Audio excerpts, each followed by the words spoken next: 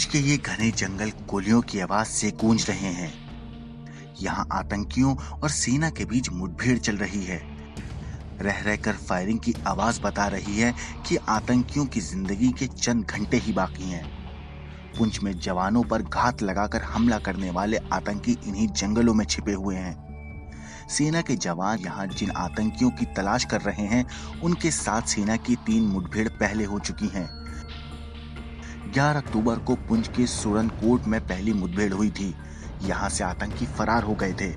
फरार हुए आतंकियों के साथ दूसरी मुठभेड़ राजौरी के थाना मंडी जंगल में हुई थी और फिर तीसरा एनकाउंटर पुंछ के ही मेंढर के जंगलों में हुआ, लेकिन सेना को खास कामयाबी नहीं मिली थी। अब एक बार फिर सेना और आतंकियों के बीच मेंढर के जंगलों में जंग छिड़ी है, लेकिन इस बार सेना कोई मौका नहीं चूकना चाहती। इन जंगलों में छिपे आतंकी वही बताए जा रहे हैं जिन्होंने पुंछ और मेंढर में सेना के जवानों पर घात लगाकर हमला किया था। पुंछ में हुए हमले में देश के 5 जवान शहीद हो गए थे, जबकि मेंढर में हुए हमले में 4 जवानों को अपनी जान गंवानी पड़ी थी। इन 9 जवानों को श्रद्धांजलि देने के लिए ही सेना जंगलों में आतंकियों से 2-2 हाथ कर रही है। पंपोर में भी सेना और आतंकियों के बीच भीषण एनकाउंटर हुआ, जिसमें 2 आतंकी मारे गए थे।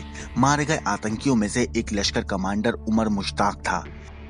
इसी घर में 2 आतंकी छिपे थे। सेना ने इस पूरे घर को धमाके से उड़ा दिया। धमाके में शाहिद नाम का आतंकी भी मारा गया, जो श्रीनगर में आम नागरिकों की टारगेट किलिंग में शामिल था। इस साल अब तक सेना 147 आतंकियों को मार चुकी है। पिछले 10 दिन में सेना ने 13 आतंकियों को मार गिराया है।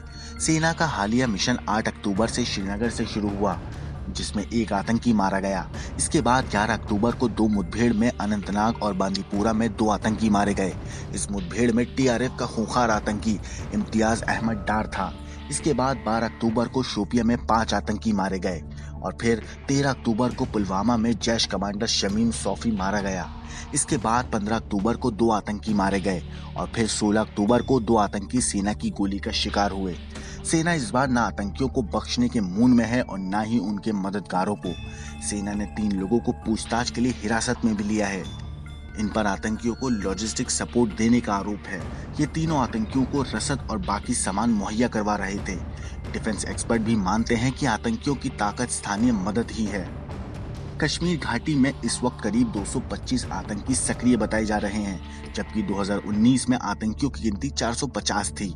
इसके बाद 2020 में ये घटकर 300 पहुंच गई थी। यानी कि जो आतंकी इस वक्त घाटी में रह रहे हैं, उनका किसी भी स्थानीय मदद के बिना रहना मुमकिन नहीं है।